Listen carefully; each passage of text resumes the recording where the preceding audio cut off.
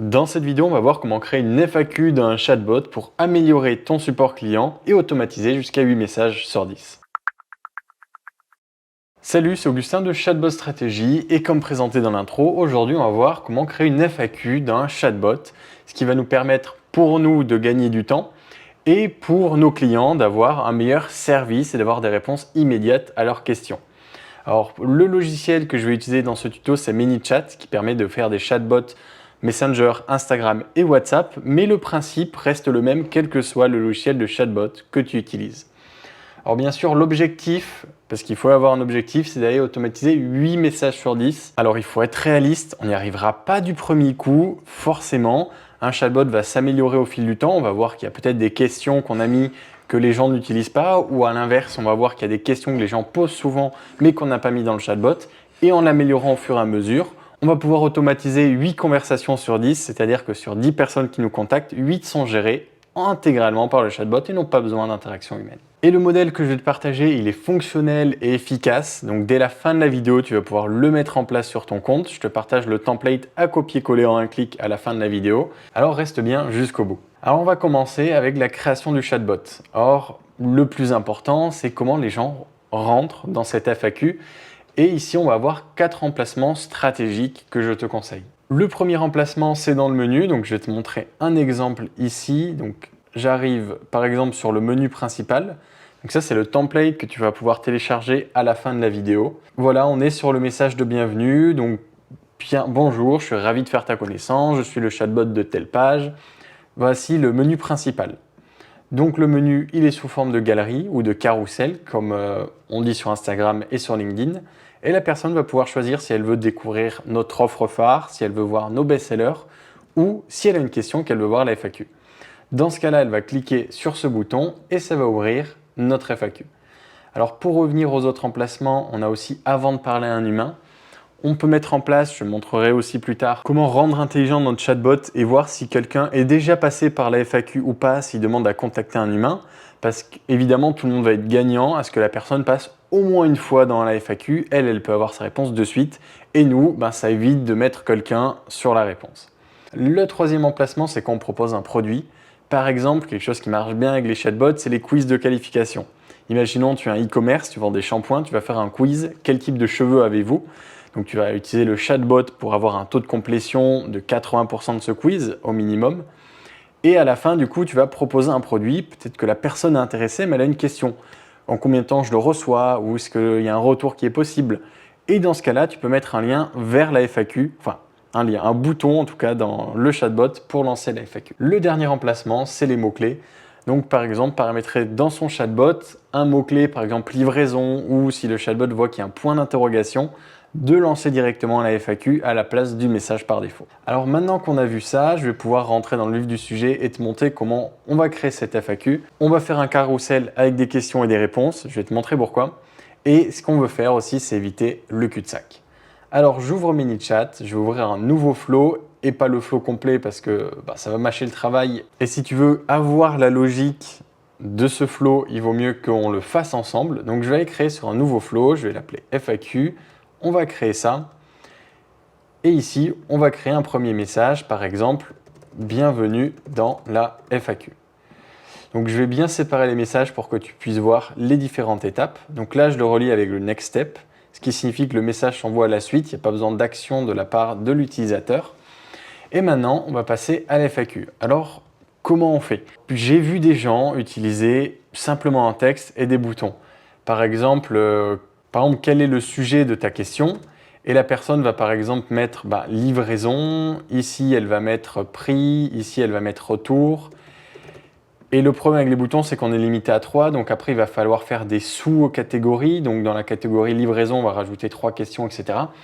C'est pas vraiment pratique, ni à créer, ça prend du temps, et ni pour l'utilisateur.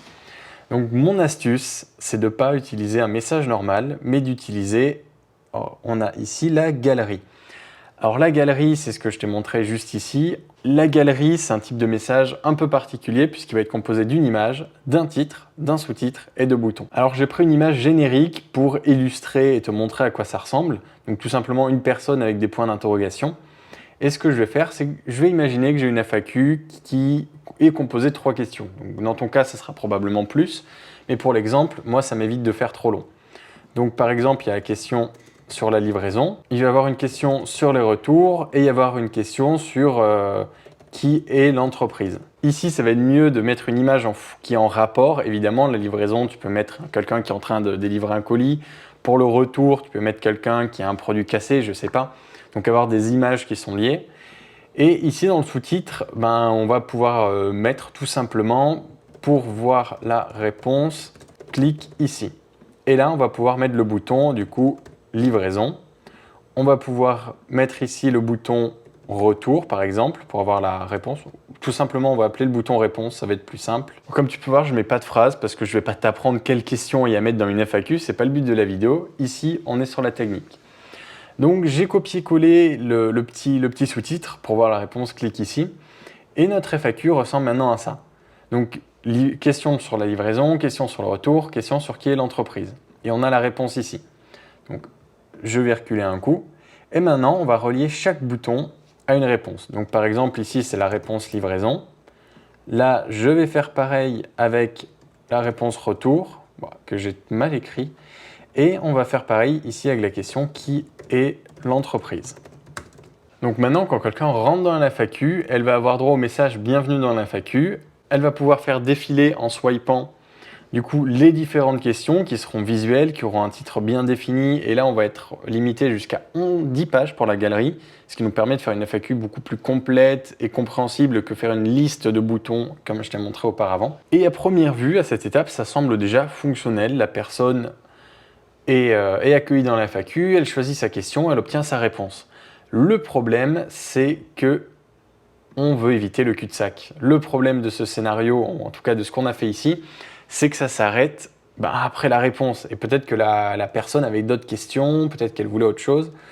Donc ce qu'on va faire, c'est relier toutes les réponses à un message suivant.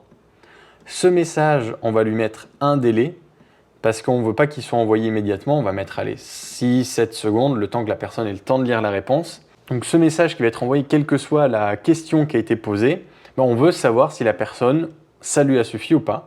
Donc voilà, j'espère que la réponse t'a aidé. Que veux-tu faire?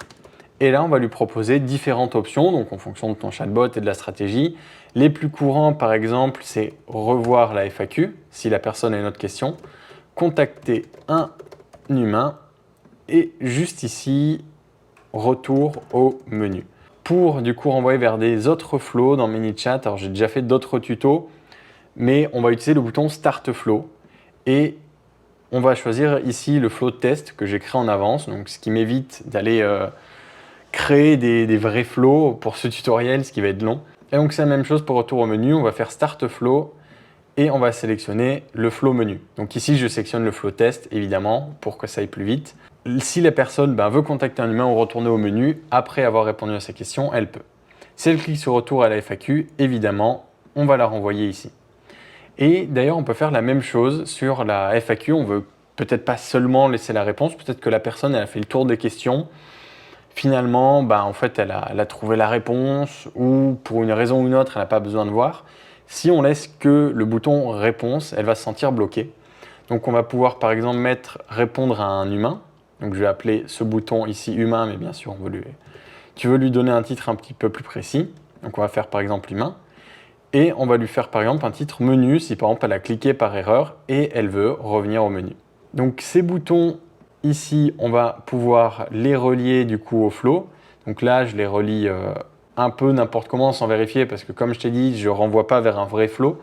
Ici, le but, c'est de montrer ce flow ici, ce flow de FAQ et pas les autres. Donc voilà comment concrètement on fait un flow de FAQ. Alors peut-être que là, ça te semble un peu rapide, mais je vais te montrer comment concrètement il marche avec un exemple et surtout, je vais te montrer le vrai template que tu vas pouvoir télécharger et installer.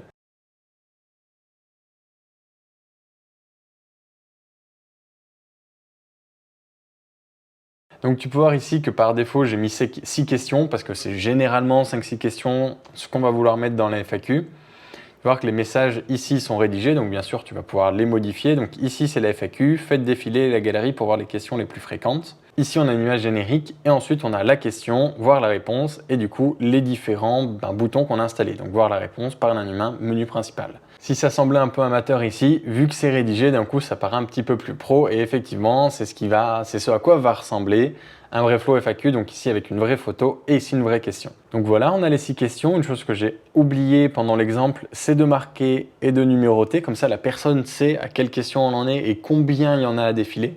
Ça, c'est très important pour l'expérience utilisateur et la conversion. Donc tu peux voir ici que si elle clique sur voir la réponse, elle va avoir la réponse à la question.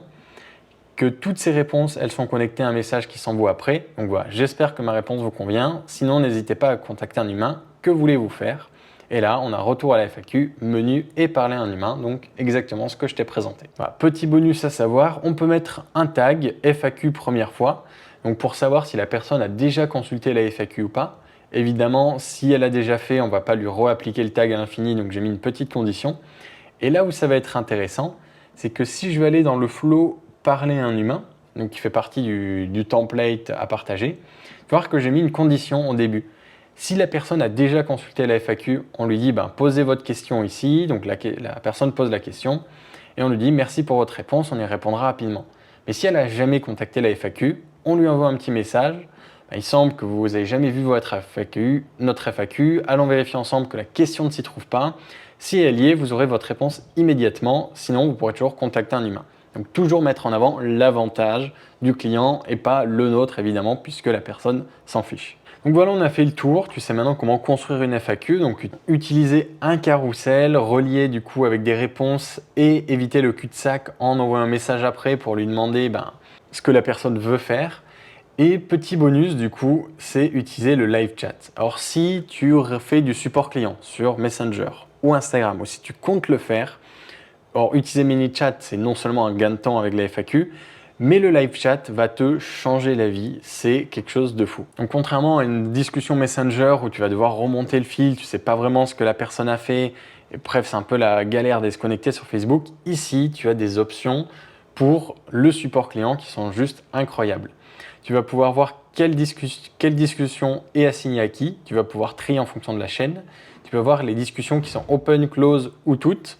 Donc les discussions open, c'est celles qui ont besoin d'une interaction humaine, celles qui sont fermées, celles qui n'en ont pas besoin. Par exemple, la personne a juste interagi avec le chatbot et n'a pas fait la demande de parler à un humain. Et la partie all, donc qui renie tout, si tu veux avoir une vue d'ensemble. Donc ce qui va être intéressant, c'est ici, on va voir toutes les informations de la personne, on va voir ses tags, on va voir comment elle a interagi avec le chatbot, parfois ses infos. Donc tu vas pouvoir tout retrouver ici, c'est un énorme gain de temps. Et encore mieux, donc ici, tu as la discussion normale et contrairement à Facebook et à Messenger, regarde, tu as ces petites parties en italie grise qui sont les actions du chatbot. Par exemple, ici, la personne a donné son email. On voit que le chatbot a enlevé l'ancien email et a mis le nouveau. Et donc, ce qui va être intéressant ici, c'est que non seulement on va avoir une vue d'ensemble des infos de la personne, mais on va pouvoir aussi voir les actions qu'effectue le chatbot, ce qu'on ne peut pas voir sur Facebook et Instagram. Et d'ailleurs, dernière chose que j'ai envoyée et qui est important, quand on répond à la personne, ça met automatiquement en pause le chatbot pour 30 minutes. Donc par exemple, je peux cliquer ici pour le faire. Et ça va être notamment important parce que si un membre de ton support reprend la main sur le chatbot, tu ne veux pas que le chatbot vienne interférer pendant la discussion. Donc par défaut, ça bloque pour 30 minutes, mais rien ne t'empêche de bloquer jusqu'à une journée maximum. Donc c'est limité à 24 heures. Et donc tu peux activer ça le temps que la personne réponde pour éviter que le chatbot, encore une fois, vienne interférer. Voilà, on a fait le tour dans cette vidéo. Tu sais maintenant comment créer une FAQ sur un chatbot pour améliorer ton support client et aller automatiser jusqu'à 8 messages sur 10, qui est un énorme gain de temps.